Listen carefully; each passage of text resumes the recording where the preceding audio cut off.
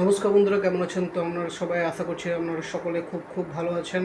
আমি আবারও চলে এসেছি আপনাদের বন্ধু, আপনাদের সামনে নতুন একটি ইম্পর্ট্যান্ট নিউজ, ইম্পর্ট্যান্ট আপডেট নিয়ে। আজকে যে ইম্পর্ট্যান্ট আপডেটস নিয়ে আপনাদের সামনে এসেছি, এটি আশা করি আপনাদের সকলের খুবই কাজে লাগতে পারে, খুবই গুরুত্বপূর্ণ কাজে লাগতে পারে, এবং এটি বিশেষ করে তাদের জন্য কাজে লাগবে যাদের হয়তো ডেলি কিংবা খুব ম্যাক্সিমাম টাইম ফ্লাইটে করে বাইরে যাওয়া আসা করতে হয়। তাদের জন্য বিশেষ করে আজকের নিউজটি খুবই খুবই গুরুত্বপূর্ণ। আজকের ইম্পর্টেন্ট নিউজটি শোনার জন্য প্লিজ চ্যানেলটিকে লাইক করুন, শেয়ার করুন এবং সাবস্ক্রাইব করতে ভুলবেন না। আজকের যে ইম্পর্টেন্ট আপডেটসটি রয়েছে সেটি হলো দিল্লি ইন্দিরা গান্ধী ইন্টারন্যাশনাল এয়ারপোর্টের কিছু ইম্পর্টেন্ট রানওয়ে 3 মাসের জন্য শাটডাউন হতে চলেছে। এই শুক্রবার দিল্লি ইন্দিরা গান্ধী ইন্টারন্যাশনাল এয়ারপোর্টের যে সিইও রয়েছেন শ্রী বিদেশ কুমার জয়পুরিয়া, উনি বলেছেন কিছু ইম্পর্টেন্ট আপগ্রেডেশনের জন্য জুন 15 থেকে সেপ্টেম্বর 15 পর্যন্ত এই রানওয়েগুলো বন্ধ থাকবে।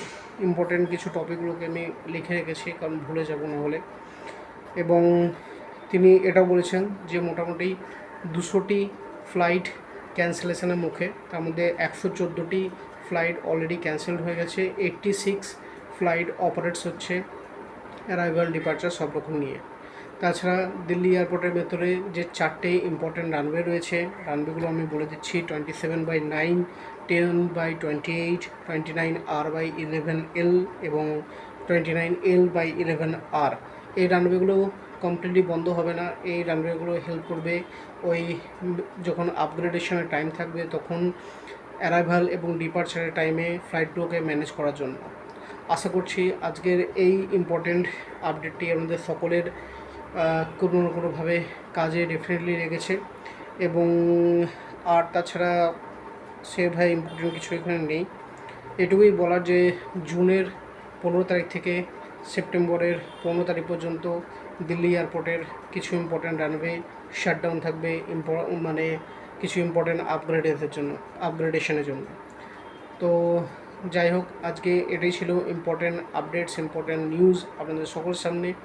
এবং যদি আপনাদের এই আজকের ইনফরমেশনটা কিছুভাবে কাজে লেগে থাকে তো প্লিজ লাইক করুন, শেয়ার করুন, সাবস্ক্রাইব করুন আমার এই লাইফ আনফিল্টার চ্যানেলটিকে। এবং দেখা হচ্ছে পরবর্তীকালে নতুন একটি ইম্পর্টেন্ট কোনো নিউজ, কোনো ঘটনা বা ইম্পর্টেন্ট আপডেট নিয়ে আবার আপনাদের সামনে।